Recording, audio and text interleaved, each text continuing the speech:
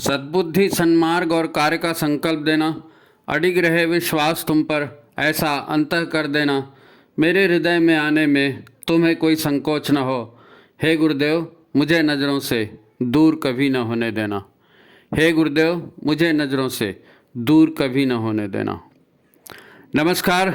गायत्री चिंतन धारा के इस सतत प्रवाह में आप सभी का स्वागत है।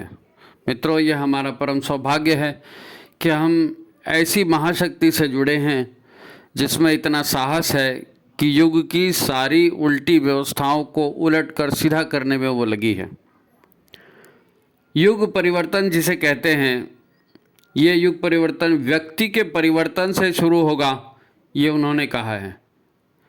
व्यक्ति, परिवार और समाज, ये सीढ़ियाँ उन्होंने बताई हैं, व्यक्ति निर्माण, परिवार निर्माण और समाज निर्माण।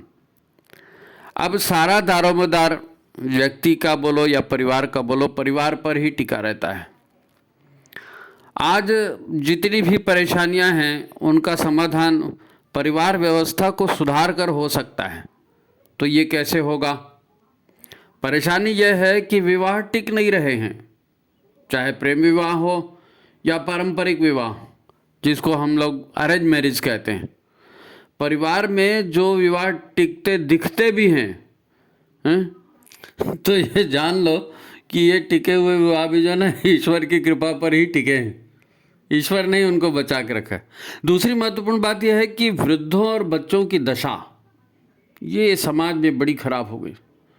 वृद्धों और बच्चों से कोई घृणा तो नहीं करता और मैं किसी पर आरोप भी नहीं लगा रहा हूँ, परंतु परिस्थितियाँ विपरीत और विपरीत ही होते जा रही हैं।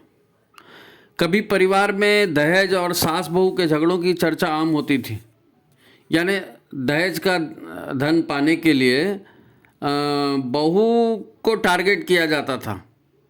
आज ये सीन उलट गया है। महिला सशक्तिकरण बोलो या स्वावलंबी महिला संबंधी लहर जो समाज में चल पड़ी है उसका नाम लो, इसका असर तो बुजुर्गों, बच्चों और पारिवारिक तंत्र पर ज़बरदस्त पड़ा है। क्योंकि जब महिला का असर तो पड़ेगा ही ना। कुछ ऐसी परिस्थितियां स्वास्थ्य को लेकर भी हैं। चूँकि परिवार की परिभाषा अब छोटी हो गई है, पति पत्नी के ही कोई परिवार कह देते हैं। तुम्हारी फैमिली कहाँ है, मतलब वो समझ जाओ कि पति या पत्नी है, उसके बारे में पूछा जा रहा है नहीं। जिनमें कभी कभार ही दूसरा बच्चा आ पाता है। एक बच्चा होता है बड़ी मुश्किल से, दूसरा शायद ही कभी आता हो।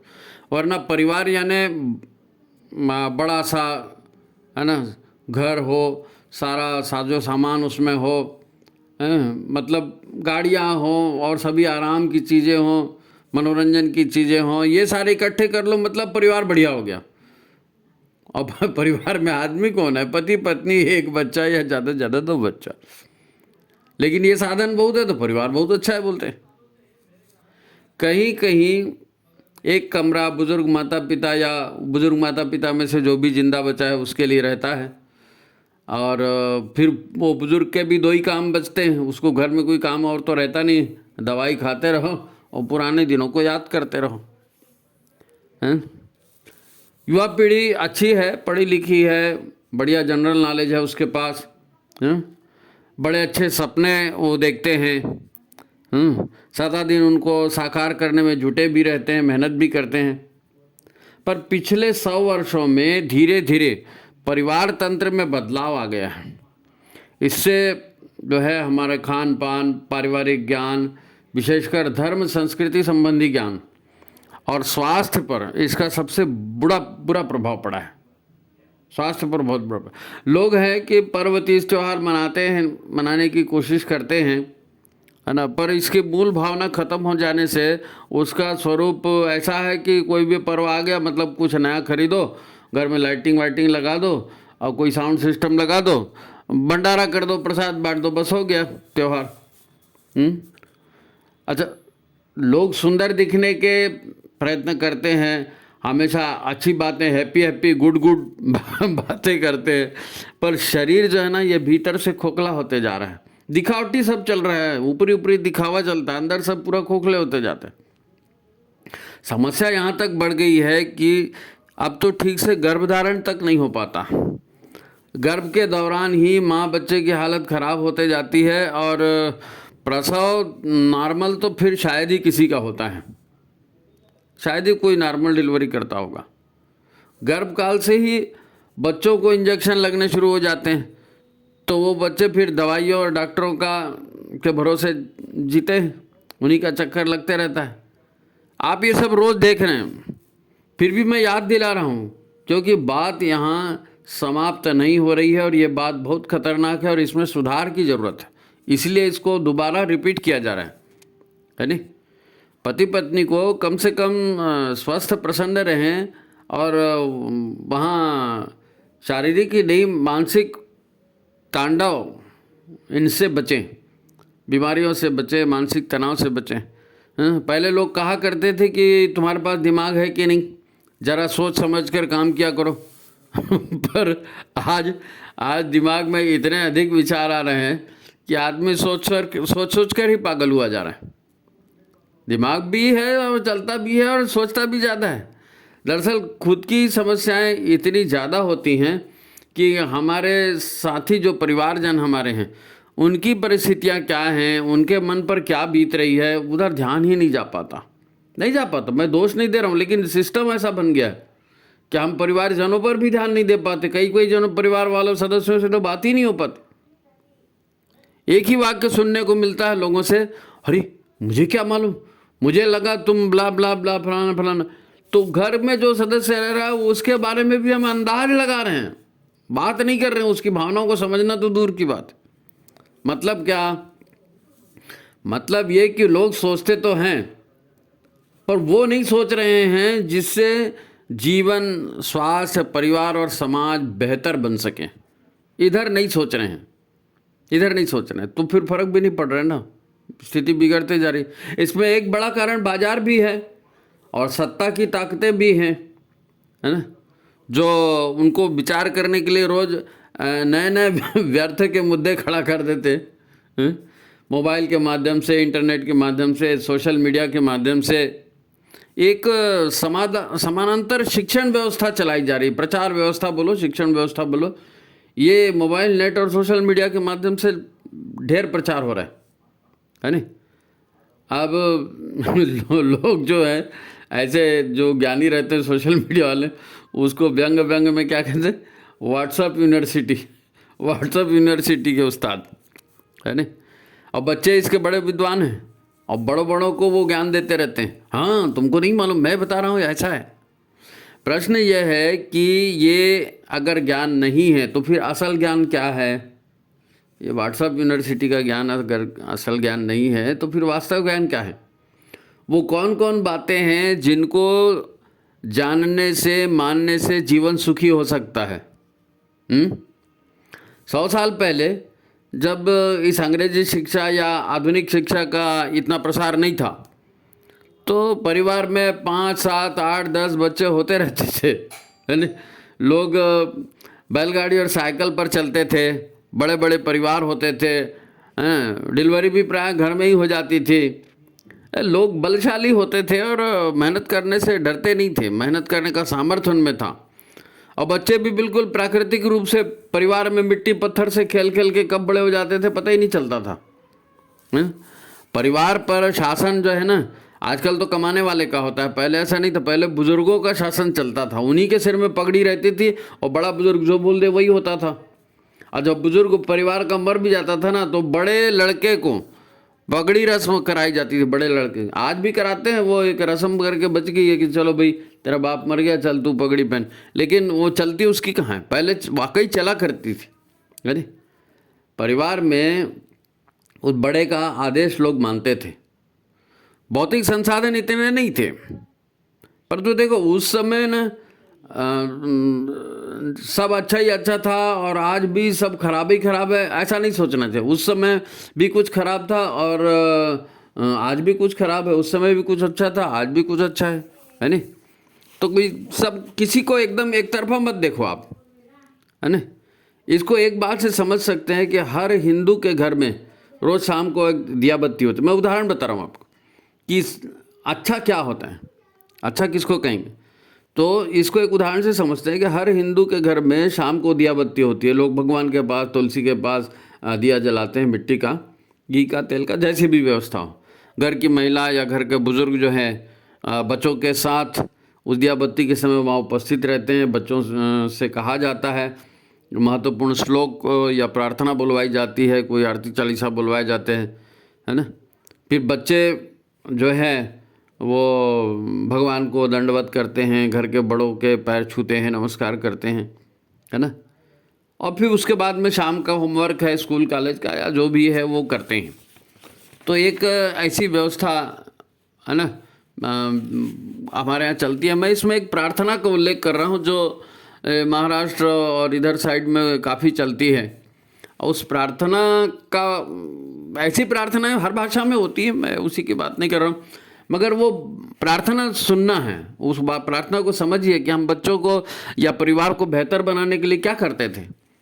और प्रार्थना का एक मंत्र है, शुभम करोति कल्याणम आरोग्यम धन संपदाम शत्रु बुद्धि विनाशाय दीपो ज्योति नमस्तुते। अब भगवान को ज्योतिर्मय रूप माना जाता है, दीपक के रूप में उसकी स्थापना की जाती है, और भगवान से शाम को दिया जलाते हैं तो वो भगवान का अवतरण है, समझ जाओ। और उसको कहा गया है शत्रु बुद्धि विनाशाय। भगवान से प्रार्थना हो रही है रोज कि शत्रु बुद्धि का विनाश हो, यानी हमारे भीतर शत्रु बुद्धि या विनाशकारी विचार न पनपने पाए, है ना। सीधी बात कहूँ तो अभी तक आज भी जो विपरीत परिस्थितियों का वर्णन हमने अभी किया, है ना, निश्चित ही ये परिस्थितियाँ वो शत्रु बुद्धि की देन है, शत्रु बुद्धि की देन है। ये शत्रु बुद्धि का विनाश हो जाए ना, अच्छी बुद्धि आ जाए तो फिर समस्याओं का समाधान हो जाएगा। ये प्रार्थना हो रही है हमारे यहाँ, संस्कार के रूप में हमारे यहाँ परंपरा चल रही है। और साफ साफ कह दूँ तो ये शत्रु बुद्धि क्या है? शत्रु बुद्धि किसको कहेंगे? ये बुद्धि वही है जो मैं और मेरा की भावना हृदय में उत्पन्न करती है, मैं, मेरा, मेरी, और फिर उसको भावना को बढ़ाती भी, ये शत्रु बुद्धि बढ़ाती। वास्तव में मैं और मेरा होता है, फिर मेरी बात होती है, फिर मेरा मान सम्मान होता है, फिर मेरा मान सम्मान हर्ट नहीं होना चाहिए, मेरा ईगो हर्ट नहीं होना चाहिए, मेरा फ्यूचर बेहतर होना चाहिए। तो मैं और मेरा ही ढेरों समस्याएं पैदा करता है। जैसे मेरी कमाई मेरे लिए है, ये मेरी कमाई है, दूसरे को क्यों दूं? आप इशारे समझो मैं क्या कह रहा हूं कि क्यों ये विवाद खड़े होते हैं परिवार में। आज ये कॉमन विचार है कि दुनिया के लोग आज भारतीय संस्कृति, भारतीय परंपराओं को, व्यवस्थाओं को, शाकाहार को, सात्विक जीवन शैली को तेज़ी से अपना रहे हैं। आपने पढ़ा सुना होगा, दुनिया में इसका चलन तेज़ी से बढ़ रहा है। और भारत के लोग, यहाँ के लोग पश्चिमी ढंग को आधुनिकता और आरामदेह मानकर उसी को अपना रहे हैं। ठीक है, इसमें काफ़ी हद तक सच्चाई है कि ऐसा हो रहा है। हालांकि ये भी धीरे धीरे बदलना शुरू हो गया, लेकिन मेन अभी भी पश्चिमी अनुकरण कोई बंद नहीं हुआ। अच्छा, आप जानते हैं कि भारतीय संस्कृति और भारतीय परंपराओं का आधारभूत सिद्धांत क्या है? हम भारतीय संस्कृति के ढोल पीटते हैं, भारतीय संस्कृति, है ना, अमर रहे बोलते हैं। इसका बेसिक, इसका आधार क्या है? तो ये बहुत महत्वपूर्ण बात, हमको इसको समझना पड़ेगा। भारतीय संस्कृति का आधार 3 बातें हैं, ध्यान से सुनो। पहली बात, भारतीय संस्कृति की मूल मान्यता, पहली बात, ईश्वर है।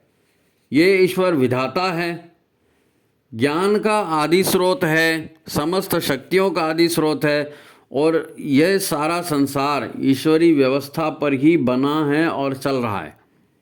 संसार में यही सुप्रीम पावर है, मतलब ईश्वर है, यह ईश्वरी व्यवस्था है, ये हम मान कर चलते हैं। ये हमारी भारतीय संस्कृति का बेसिक पॉइंट है। दूसरी बात जो हम मानते हैं वो ये है कि ईश्वरी व्यवस्था करुणा से पूर्ण है, यानी ईश्वर को करुणा निधान कहते हैं ना, तो ईश्वरी व्यवस्था करुणा से पूर्ण है, न्यायकारी है, और क्रिया और प्रतिक्रिया के आधार पर चलती है। इसमें कोई पक्षपात नहीं होता। आप जैसी क्रिया करेंगे वैसा आपको परिणाम मिलेगा, कर्मफल। ये दूसरी बात है। और तीसरी बात, भारतीय संस्कृति जो मूल बात है, ये बहुत महत्वपूर्ण है। तीसरी बात बहुत महत्वपूर्ण है, ईशावास्यमिदं सर्वम यत्किंचित जगत्यात् जगत, यानी संसार में जो कुछ भी है वो ईश्वर का ही प्रतिरूप है ना। स्थूल रूप से ईश्वर के इसको प्रकृति कह देते हैं, चेतना के रूप में परमात्मा कह देते हैं, और ये सब आदि शक्ति के ही निर्मित है और शक्ति स्वरूप ऊर्जा ही है ना। ये ऊर्जा कभी नष्ट नहीं होती, न प्रकृति की ऊर्जा, अणु परमाणु की, इलेक्ट्रॉन प्रोटॉन की ऊर्जा कभी नष्ट होती है, न चेतना का भी ऊर्जा, ये भी ऊर्जा स्वरूप है, वो भी नष्ट नहीं होती है नहीं। शरीर है मिट्टी से बना है तो नष्ट होकर फिर मिट्टी में मिल जाएगा, फिर उसी मिट्टी से दूसरा शरीर बन जाएगा, है नहीं। और मरने पर जीवात्मा मुक्त हो जाएगी, नया शरीर ढूंढेगी और नया शरीर धारण कर लेगी। तो जीवन कहाँ खत्म हुआ? जीवन खत्म नहीं हुआ, है नहीं। संक्षिप्त में कहें तो जीवन समाप्त नहीं होता और पुनर्जन्म होते रहता है।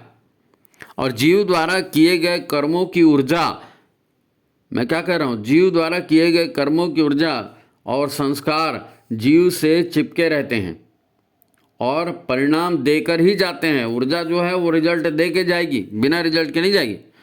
तो ये तीनों जो विचार हैं, भारतीय संस्कृति, संस्कार परंपरा और भारतीय परिवार तंत्र का प्राण है, परिवार तंत्र का प्राण है ना।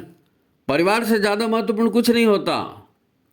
क्या है, जिसके पास में कुछ गड़बड़ है तो उसे परिवार नहीं चाहिए, गड़बड़ परिवार नहीं चाहिए, ये बेकार है परिवार, झंझट। या परिवार में अपने मन का कुछ नहीं कर पा रहे हैं, है नहीं, अपनी मनमानी नहीं चला पा रहे, तो ऐसे लोग भी परिवार को झंझट मानते हैं। गुरुदेव ने गृहस्थ को एक तपस्थली या तपोवन कहा, तपस्थली या तपोवन का, इसके पीछे सेंस है। कबीर कहते हैं, गिरही का टुकड़ा बुरा, दो दो अंगुल दांत, भजन करे तो उबरे नातर काढ़े हाथ। तो अब अगर हमारे घर में हमारे हिसाब से ठीक नहीं चल रहा है, सिस्टम हमारे घर का ठीक नहीं चल रहा है, तो फिर क्या होगा? दो दो अंगुल दांत मतलब दुख और परेशानी में रहेंगे। तो क्या करना पड़ेगा? भजन मतलब ईश्वर पर आस्था विश्वास, ईश्वर पर आस्था विश्वास के बिना ये ठीक नहीं होगा, है?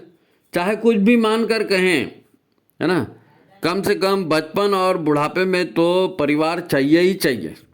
उसके बिना बचपना कैसे आगे बढ़ेगा, या उसके बिना बुढ़ापे में जीवन कैसे जिया जा सकता? बिना सहयोग के नहीं होना ना, मुश्किल है। अच्छा, पहले ऋषि मुनि जंगलों में, जहाँ कोई सुख सुविधा के साधन नहीं थे, न पैसा था, न कोई मार्केट था, न अस्पताल था, न मनोरंजन का कोई साधन था, वहाँ भी वो ऋषि मुनि सपत्नीक रहा करते थे, उनके भी बच्चे होते थे, और वो जंगल में गुरुकुल विद्यालय चलाया करते थे। अपने बुरे समय में सीता को इसी गुरुकुल में, आश्रम, वन के आश्रम में ही स्थान मिला ना, शकुंतला को आश्रम में स्थान मिला, और ये शिक्षा के बड़े केंद्र होते थे, ये शिक्षा के बड़े केंद्र होते थे। तो ऐसी हमारी व्यवस्था थी ज्ञान प्रसार करने की। गुरुदेव का एक प्रसिद्ध वाक्य है कि मनुष्य अकेला पैदा होता है, अकेला मरता है और अकेला ही सारे कर्मों का फल भोगता है। अब स्त्री या पुरुष, विवाह तो सभी करते हैं ना, सभी साथ में रहते हैं, है ना, उनके साथ माता पिता भी रहते हैं, फिर उनके बच्चे भी होते हैं। फिर गुरुदेव ने उनको अकेला क्यों कहा? अकेला क्यों कहा? ये परिवार से संबंधित जो भी कबीरदास जी ने कहा, गुरुदेव ने कहा, इस पर गंभीरता से सोचना पड़ेगा अगर अपने परिवार व्यवस्था को ठीक से चलाना है तो। क्योंकि साधन नहीं है, तो ऋषि मुनि के बाद भी जंगल में कौन से साधन रहते थे? वहाँ तो वो सारा जीवन जीते थे और बल्कि समाज को भी देते थे। परिवार तो वाकई समझने की ज़रूरत है कि क्या है परिवार, है? परिवार में सभी अपने ही लोग रहते हैं ना, अपने ही संबंधी, रक्त संबंधी भी रहते हैं। पति पत्नी कैसे बनते हैं? कितना ढूंढ ढूंढ कर, छानबीन करके पति पत्नी बनाए जाते हैं। अच्छे से अच्छा उपलब्ध लड़का छांटा जाता है, अच्छे से अच्छी उपलब्ध लड़की छांटी जाती है, फिर कहीं विवाह होता है। फिर बच्चों को भी कितने सावधानी से पालना पड़ता है आजकल, इतना टफ हो गया है बच्चा पैदा करना। फिर बच्चे को अच्छा खाना पीना, कपड़े लत्ते, उसकी पढ़ाई अच्छी, उसका स्कूल अच्छा, उसके लिए कितना खर्चा, ये सब आदमी करता है। फिर भी झगड़े परिवार में ही ज़्यादा होते हैं। इतना सब करते हैं, है ना, छाँट छूट के लड़की लाए, छाँट छूट के लड़का लाया, बच्चे को भी सब पीछा अच्छा के, फिर भी झगड़े झंझट परिवार में ही होते हैं और परिवार के लोगों की वजह से होते हैं, है ना। यानी मैं कहूँ तो अब तक 2 विश्व युद्ध हो गए, है ना। और इन 2 विश्व युद्धों में जितने लोग नहीं मरे, उससे ज़्यादा तो परिवार के झंझट टेंशन में लोग आत्महत्या करके मर जाते हैं। दरअसल और भी अनेक बातें परिवार में होती हैं, पर काफ़ी कुछ इस पर कहा जा सकता है। लेकिन सच तो यही है कि लोगों को अपने ही परिवारों या परिवारजनों से जिंदगी भर शिकायतें बनी रहती हैं और वो इसी दुख में जिंदगी बिताते हैं। कोई तो व्यक्ति खुश हो अपने परिवार से? कोई खुश नहीं है जी, सबको कुछ न कुछ लगा हुआ है। दरअसल हमें एक बेहतरीन परिवार तंत्र मिला हुआ है। हम सभी परिवार से लाभ पा चुके हैं, पाते रहते हैं, पर जो मिल गया ना उसकी कदर हमको नहीं है। जो मिल गया उसकी कदर नहीं है। और जो नहीं मिला उसके लिए मरे जा रहे हैं लोग। सारी खींचतान और पारिवारिक झंझटों के पीछे मूल कारण समझ में आए और हमारे सारे व्यवहार को उसके हिसाब से अगर सेट कर लिया जाए तो परिवार भी स्वर्ग से कम नहीं हो सकता, स्वर्ग से कम नहीं होगा। दरअसल पहले यानी अभी जो भारतीय संस्कृति की मूल अवधारणा हमने बताई ना, अभी 3 पॉइंट बताए, उल्लेख किया 3 पॉइंट का, है ना, उसको भूल जाने से अधिकांश प्रॉब्लम खड़े होते हैं। ईश्वर का अस्तित्व, कर्मफल व्यवस्था, ये सब ना, पुनर्जन्म व्यवस्था भूल जाते हैं ना। अब परिवार में केवल रक्त संबंधी लोग ही रहते हैं, ऐसा नहीं है ना। आप संबंधी का अर्थ जानते हैं ना, किसको बोलेंगे संबंधी? परिवार में जो लोग रहते हैं उनके बीच एक कॉमन बात होती है, एक कॉमन बात होती है। क्या कॉमन बात होती है? पारिवारिक संबंधियों में मुख्य रूप से संबंध भावना और कर्तव्यों का होता है। समबंध दोनों तरफ से, एक पक्ष से नहीं। एक पक्षी बंधन को बंधन कहेंगे, समबंध मतलब दोनों तरफ से बंधन, दोनों तरफ से बंधन होता है। बड़ों का कर्तव्य है तो छोटों का भी कर्तव्य है। इसका संबंध परिवार के सदस्यों की योग्यता और उपयोगिता निर्धारित नहीं होता कि ये उपयोगी आदमी है तो इसको अच्छा और ये अनुपयोगी है, बुढ़ा है तो इसको कुछ नहीं, ऐसा नहीं। परिवार में ऐसा नहीं होता ना। वैसे परिवार के सदस्यों का आधार मूल रूप से कर्म बंधनों पर होता है। उसकी चर्चा लोग नहीं करते, उसकी तरफ लोग ध्यान नहीं देते। कर्म बंधन ही मुख्य है परिवार बनने का कारण। परंतु ये बात जो है ना, लोभ मोह और अहंकार के प्रभाव में दब जाती है। आदमी के अंदर लोभ होता है, मोह होता है, आदमी के अंदर अहंकार होता है। हालांकि इनको विकार कहते हैं, विकार इसीलिए कहते हैं कि इससे सच्चाई दब जाती है ना। माता पिता, भाई बहन, बेटा बेटी, पति पत्नी, हैं, सास ससुर, ये जितने भी संबंध हैं ये तो 100% कर्म बंधनों के आधार पर ही बनते हैं। कर्म बंधन से ही पत्नी मिलेगी, पति मिलेगा, सास ससुर मिलेंगे, बेटा बेटी मिलेंगे, कर्मों के बंधन से ही मिलेंगे। इन्हीं के आधार पर हमें प्रेमपूर्ण, वात्सल्यपूर्ण या कष्टकारी व्यवहार परिवार में मिलता है ना। कोई आपको सुखी करता है, कोई आपको दुखी करता है, ये तो हर परिवार में होता ही है। ये तो कर्म बंधन से मिले हुए लोग हैं ना। इतिहास में तो इसके ढेर प्रमाण हैं कि कैसे एक आदमी एक जन्म में कुछ कर्म किया तो अगले जन्म में वो ऐसा हो गया तो ऐसा हो गया। इस जन्म में भी होता है, लेकिन इस जन्म में पूरा नहीं होता तो अगले जन्म में होता है। व्यवस्था नहीं बनती तो, क्योंकि परिस्थितियाँ चाहिए ना दंड देने के लिए, पुरस्कार देने के लिए, है ना। इतिहास में तो इसके ढेर प्रमाण हैं और आज भी जो है पूर्व जन्म के अनेक प्रमाण मिलते हैं। पर लोग अपनी लाइफ के परिप्रेक्ष्य में इस आधार पर विचार नहीं करते कि भाई मेरा कुछ पिछले जन्म का रहा होगा या फलाना रहा होगा या वो ऐसा कर रहा है तो उसका ऐसा। इधर इधर हमारे अपने जन्म के बारे में लोग विचार नहीं करते, दूसरे की कहानियां बताते रहेंगे, है ना। और ये नहीं देखते, इसीलिए अनेक समस्याएं उभरती।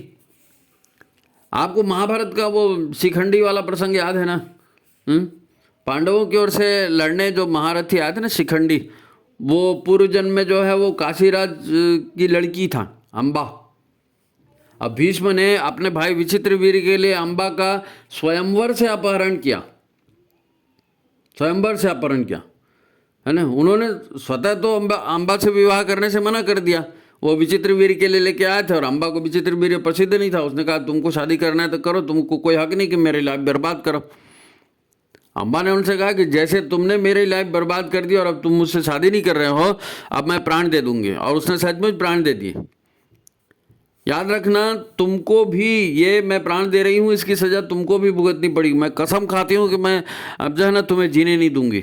ऐसी कसम खा के अम्बा मरी, और उसी कसम के कारण फिर उसका जो है वो जन्म हुआ, वो पुरुष के रूप में जन्मी। और चूंकि उसको भीष्म के रूप में मारना था, इसलिए वो महिला तो नहीं जन्मी, उसने पुरुष का रूप जन्म ले लिया, है नहीं। और वो भीष्म की मौत का कारण बनी। होता है, पुनर्जन्म होता है ना भाई। भगवान विष्णु ने भी अनेक अवतार लिए हैं, उन सब का वर्णन आता है। चेतना एक ही थी, अलग अलग शरीर धारण करके आई, अलग अलग लीला करके गई। हम लोग भी तो भगवान है, हम लोग भी अवतार लेते रहते हैं। तो हमारे परिवार में भी ऐसे कई अच्छे बुरे फल देने वाले हैं, पिछले जन्मों के कर्म संबंधी आते हैं। पति बनकर आते हैं, पत्नी बनकर आते हैं, पुत्र पुत्री ये सब बनकर आते हैं, सब हमारे संबंधी ही आते हैं, और दूसरा कौन आएगा। आपने भी देखा होगा, एक ही माँ बाप के दो बेटे होते हैं तो दोनों की नेचर अलग अलग हो जाता है। सेम माँ बाप हैं, सेम जीन्स हैं, एक ही वातावरण में रहते हैं, एक ही तरह का खान पान होता है, फिर भी एक बेटा जो है वो माँ बाप को हर तरह से कष्ट पहुँचाते रहता है। हजार समझाओ उसकी समझ में बात नहीं आती है। वो नशा करेगा, माँ बाप को के साथ मारपीट करेगा, उसको उसमें मज़ा आता है, उसको कुछ बुरा भी नहीं लगता। और दूसरा बेटा कुछ और कलाकारी करता है, वो अपना अलग ढंग से करता है। तो ये कर्मों के लेन देन है ना। जैसा जिसको अपना हिसाब चुकाना है, लोग हिसाब चुकाते हैं। कुछ लोग देने के लिए आते हैं, कुछ लोग लेने के लिए आते हैं। आपने देखा होगा आजकल बहु पीड़ित सासों की संख्या बढ़ गई है ना। आजकल जो है ना, सास बहू से डरती है अब। लोग पहले बहू को टॉर्चर करते थे, अब बहुएं सास ससुर को से अलग रहने के लिए जिद करती है कि नहीं रहना बुढ़ा बुढ़िया के साथ। तो बदल गया, कर्मों के फल निकल रहे हैं वापस। अच्छा, जो लोग आत्मा का पुनर्जन्म, कर्मफल व्यवस्था आदि बातों को जानते हैं, इस पर लोगों से चर्चा भी करते हैं, तो निजी जीवन में इस तथ्य को वो अपने संबंध में भुला देते हैं, अपने संबंध में भुला देते हैं, है ना। वो जब देखो, हाय मेरा बेटा, हाय मेरी बेटी, मेरे पति ने ऐसा कर दिया, मेरी पत्नी ऐसा करती है, इसी के पीछे पड़े रहते हैं, इसी के पीछे पड़े रहते हैं। वो बेटी घर छोड़ के भाग गई, वो पार्टनर है, वो रिश्तेदार है, वो पैसे खा गया, उधार मांगने आ जाते हैं, देते नहीं हैं। अब लिए गए उधार पर बात नहीं जमी। ये सब आप उदाहरण देखते हैं, ये सब कॉमन बातें होते रहती हैं, है ना। कई लोग जिनका व्यवहार बड़ा सात्विक, बड़ा अच्छा दिखाई देता है ना, बड़े सच्चरित्र सीधे साधे लोग दिखते हैं, है ना। लोग उन पर दया भी दिखाते हैं, पर लोग उनकी अच्छाई का बदला बुराई से देते हैं, अच्छाई का बदला बुराई से देते हैं। लोग इसी से फिर कहने लगते हैं कि ज़माना अच्छाई का नहीं रह गया। याद रखो, दुनिया में कुछ भी बिना उद्देश्य के, बिना कारण के नहीं होता। यही कर्म बंधन कहलाते हैं।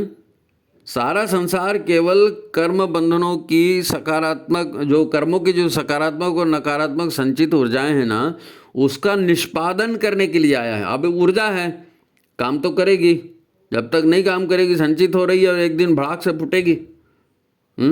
ऊर्जा कभी नष्ट नहीं होती।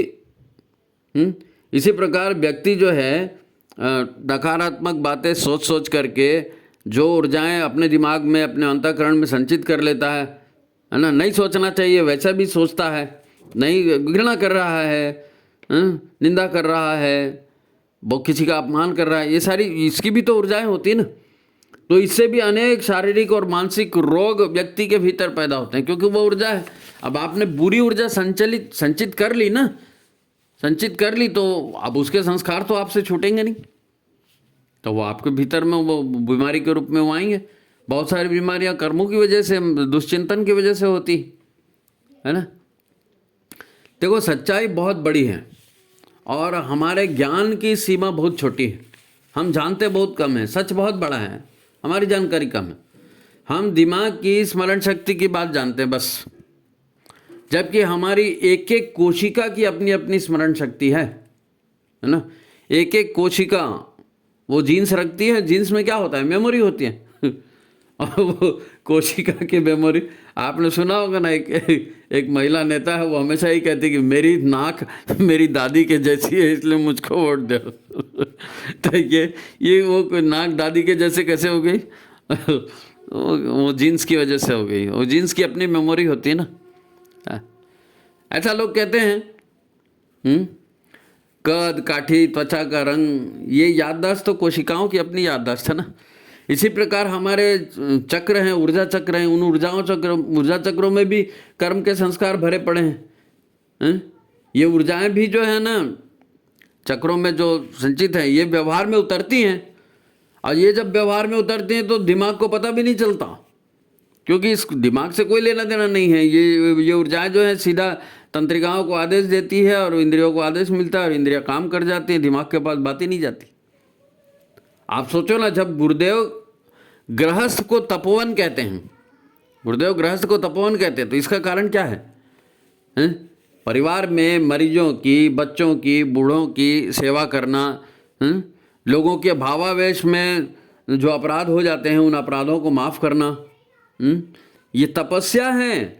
लोगों की सेवा करना, बूढ़ों की सेवा करना, बच्चों की सेवा करना, दूसरे के अपराधों को माफ़ करना, ये तपस्या नहीं है? कितना क्रोध आता है, उस क्रोध को दबाकर शांत रहना तप है ये। गीता में भगवान जो है ना पुनर्जन्म को समझाते हुए क्या कहते हैं? एक व्यक्ति ने आपके साथ बुरा किया, अब आप उसको अपना अपमान समझ बैठे, है नहीं, मेरा अपमान हुआ रे, और अपमान उपेक्षा मानकर उसको दंड देने की कोशिश करते हैं कि इसने मेरी इंसल्ट कर दी, इसको तो मैं सिखाऊंगा सबक। अब आपने उसको दंड दिया, कठोर प्रतिक्रिया व्यक्त की।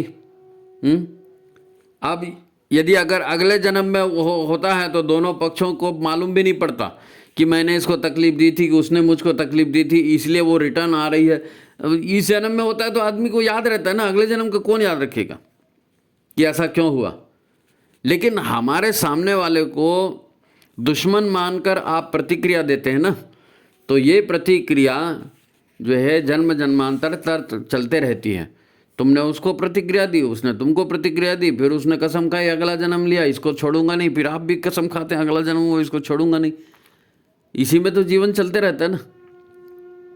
अब गृहस्थी में ऐसे लेनदार देनदार ही तो आपके पास जन्म लेकर आएंगे, लेनदार देनदार ही आपके पास जन्म लेकर आएंगे। कोई शादी करके आएगा, कोई जन्म लेकर के आएगा, कोई पड़ोसी बन के आएगा, कोई दोस्त बन के आएगा, जिसको आप जानते नहीं, जिसका आपसे कोई लेना देना नहीं, वो भला आपके पास क्यों आने लगा? आप फंसते हैं मैं और मेरा और मेरी के चक्कर में। आपको लगता है मैं, मेरा, मेरी।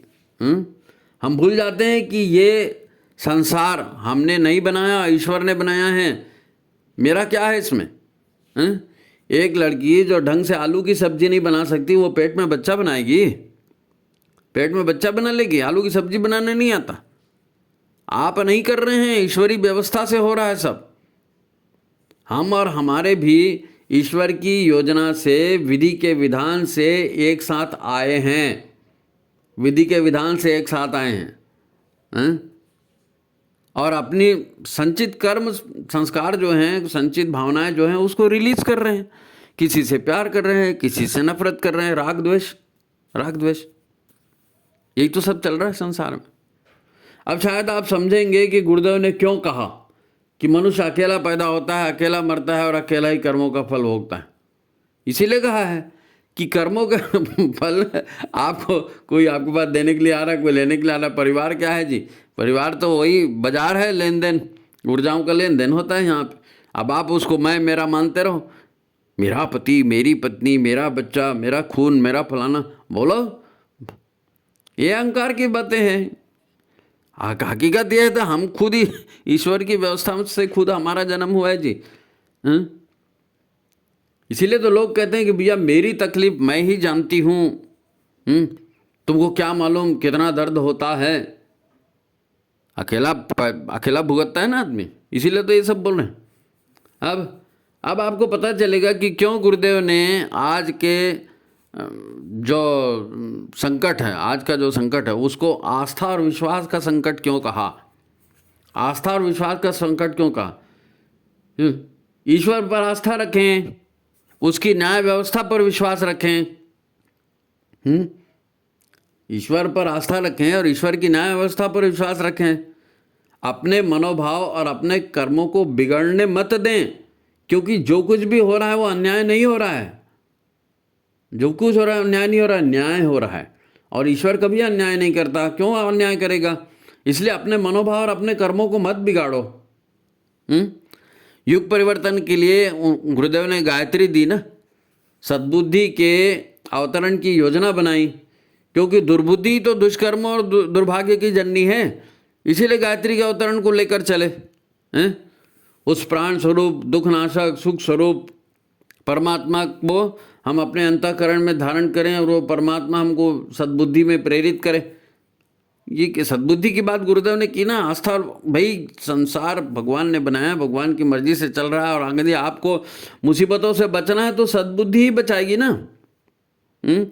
उन्होंने यज्ञ करने को कहा, परमार्थ करने को, सेवा करने को कहा, सेवा के काम करने को कहा, जीवन देने वाली शक्तियों को मजबूत करने की सलाह दी।